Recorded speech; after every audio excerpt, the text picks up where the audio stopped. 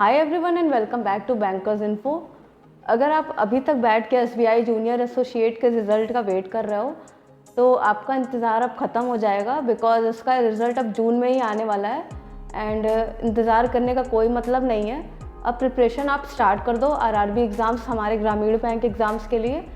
And मैंने भी पढ़ना स्टार्ट कर दिया है, कल से मैंने भी स्टार्ट किया, बिकॉज मैं भी अभी तक वेट कर रही थी कि जे का रिज़ल्ट आ जाएगा तो ये सारी चीज़ें वापस से नहीं पढ़नी पड़ेंगी। लेकिन अगर लॉजिकली देखा जाए तो 2 महीने बैठ के इंतज़ार करने का कोई मतलब नहीं है। एंड ये जो हमारा प्रीशियस टाइम है 2 मंथ का, ये वेस्ट हो जाएगा। एंड जब नोटिफिकेशन आ जाता है तब मेंस के लिए अलग से पढ़ने का टाइम नहीं रहता है। तब पूरा दिमाग ये रहता है कि प्रीलिम्स को पूरा अच्छे से प्रिपेयर करें, एंड प्रीलिम्स में अगर नहीं हुआ तो मेंस तो देने को भी नहीं मिलेगा, ये माइंड सेट हो जाता है। तो अगर आप अभी तक वेट कर रहे हो तो वेट मत करो एंड प्रिपरेशन स्टार्ट कर दो। इसके लिए मैंने एक प्रॉपर स्ट्रैटेजी आगे वीडियो में शेयर की है।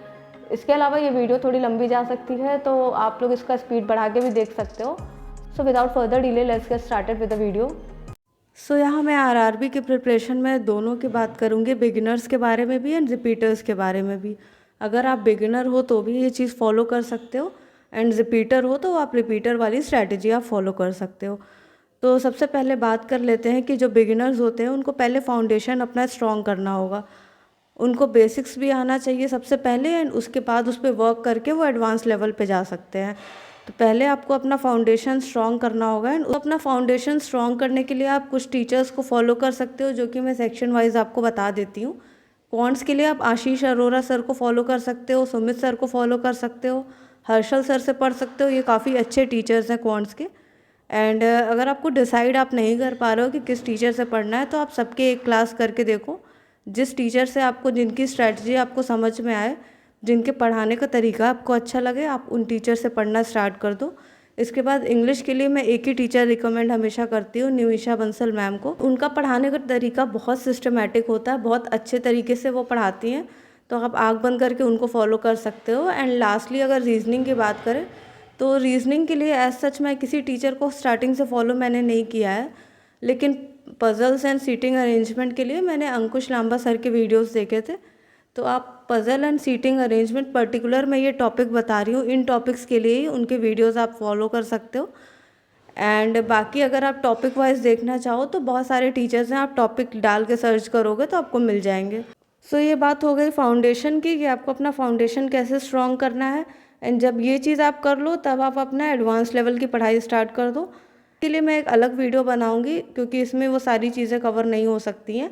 एंड इसके साथ साथ आपको प्रीलिम्स के मॉक देने होंगे। जब आप ये सारी चीज़ें कंप्लीट कर लो, सारे टॉपिक्स कवर कर लो, सब पे प्रैक्टिस कर लो, तब आप प्रीलिम्स के मॉक देना स्टार्ट कर दो। एंड स्पीड कितनी ज़्यादा ज़रूरी है एग्ज़ाम के पॉइंट ऑफ व्यू से, तो स्पीड और एक्यूरेसी ये दोनों चीज़ें आपको देख के चलनी होंगी।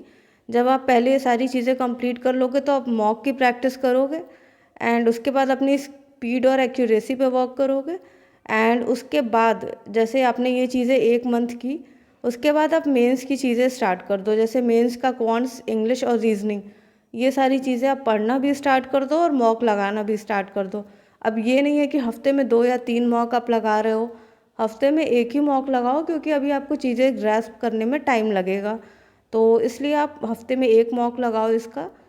एंड लास्टली आपको जीए तो पढ़ना ही पढ़ना है, क्योंकि आजकल ऐसा सिस्टम हो रखा है एग्ज़ाम में कि जीए के बेसिस पे लोगों के एग्ज़ाम क्लियर हो जा रहे हैं। क्वांट्स एंड रीजनिंग उतना स्कोर आपको नहीं दिलवा पाता जितना जीए आपको स्कोर्स दिलवा लेता है।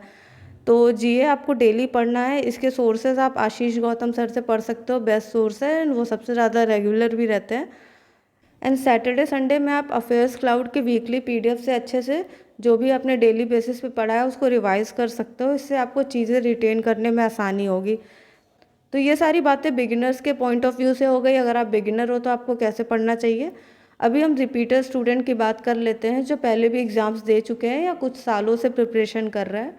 तो आपको प्री के मॉक पे अब टाइम वेस्ट नहीं करना है, क्योंकि आपने प्रीलिम्स का एग्ज़ाम दे रखा है, उसके लिए पढ़ रखा है, काफ़ी पढ़ रखा है। तो अब उसके लिए एक भी मिनट या एक भी दिन वेस्ट करने की ज़रूरत नहीं है।